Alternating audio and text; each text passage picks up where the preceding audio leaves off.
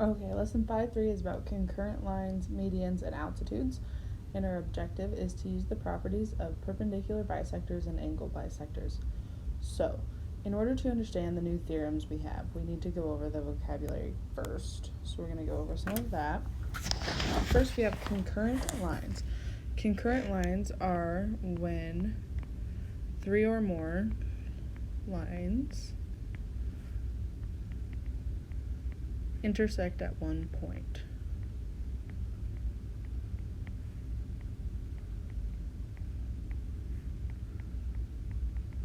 Okay, so then we have a point of concurrency, and that is the point at which the lines intersect.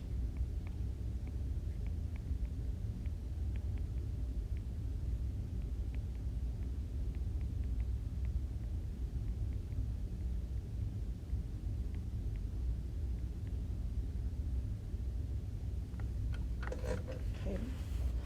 So, from there we also have a circle that is circumscribed about a polygon, and this is when the points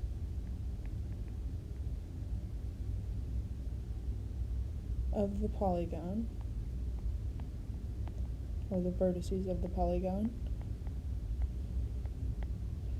lie on the circle. So the polygon is inside of the circle and the vertices are on the circle. So like right here, S, R, and Q are all on this circle. So this is a circumscribed circle.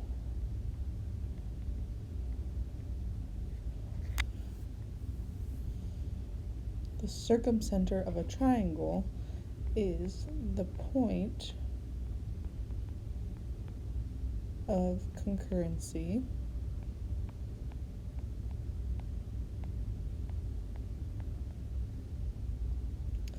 of the perpendicular bisectors.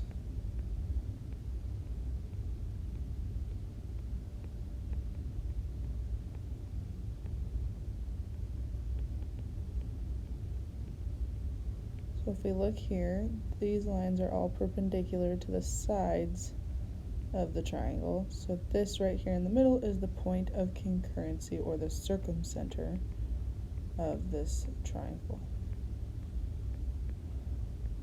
It's also the center of that circle. And then we have a median. A median of a triangle is a segment whose endpoints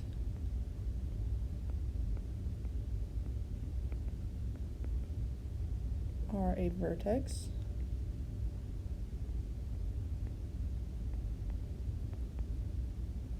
and the midpoint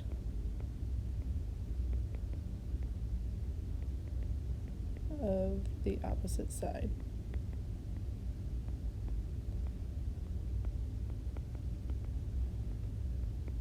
So if you look at this picture, the endpoint of this is the vertex of this triangle that splits this side into two equal pieces. So that line in the middle would be the median.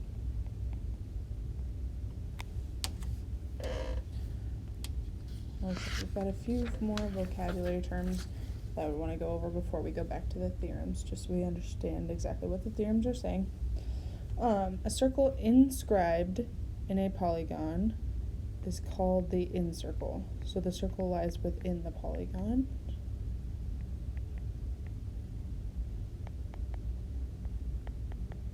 So some of the points on the circle lie on the polygon or the triangle. So in this case, this would be the inscribed circle. So inscribed means it's inside of, circumscribed means it's circled around.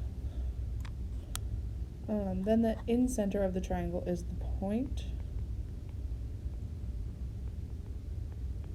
of concurrency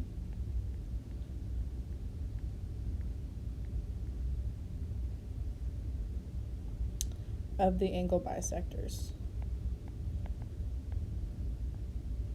Be careful not to get angle bisectors confused with perpendicular bisectors. Angle bisectors cut the angle in half.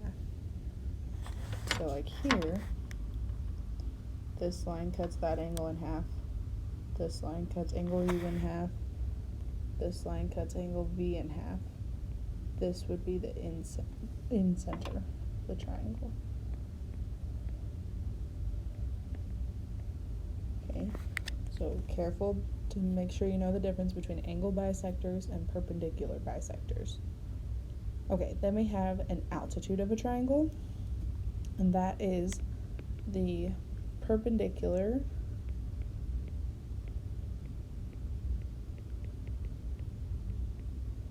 segment from a vertex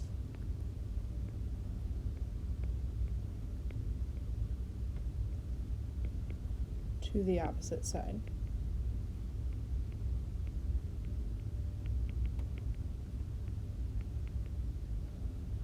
So in an acute triangle, the altitude, perpendicular distance from the vertex to the opposite side, is inside the triangle. In a right triangle, the altitude is a side of the triangle.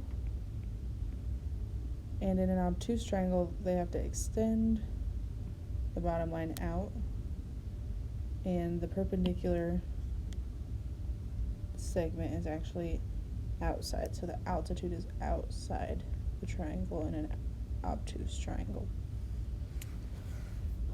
Okay, and then the last two terms. The centroid of a triangle is the point of concurrency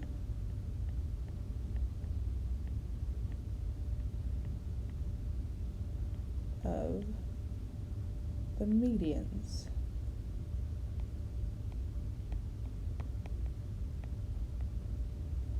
The orthocenter of a triangle is the point of concurrency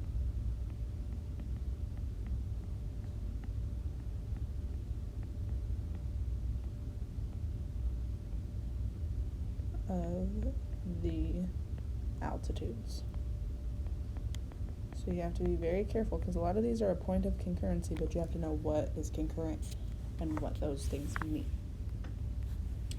Okay, so we're going to back up and go back to the theorems now that we have a little bit better understanding of what some of the words we're going to use are. So theorem 5.6 says that the perpendicular bisectors of the sides of a triangle are concurrent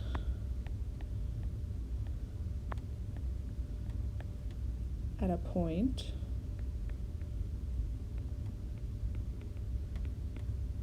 equidistant, meaning they're all the same distance, right? Equidistant from the vertices.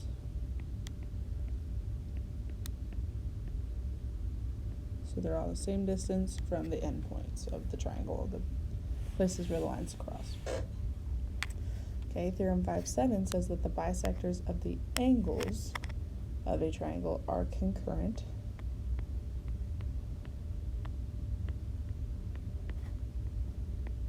at a point equidistant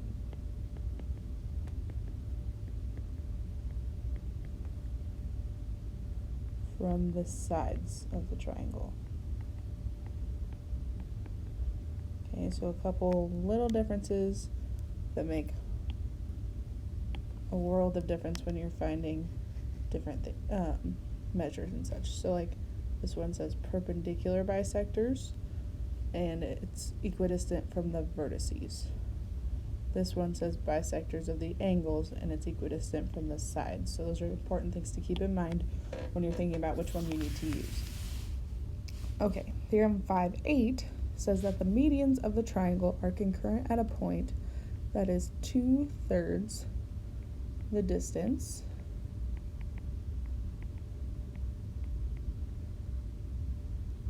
from each vertex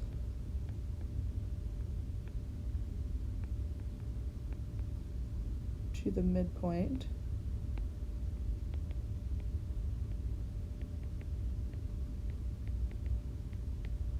of the opposite side.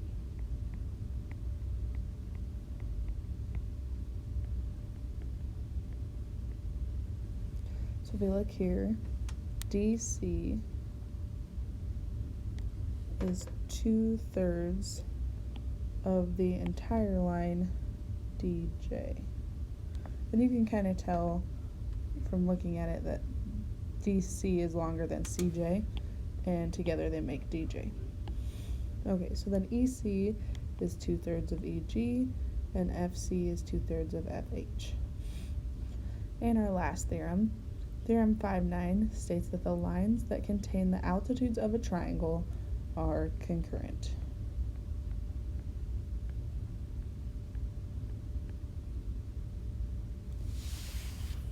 Okay, so now that we know our theorems and a little bit about what some of the new terms mean, we can go ahead and try some of the examples. So the first example is finding the circumcenter. Remember, if we look back, the circumcenter of a triangle is the point of concurrency of the perpendicular bisectors.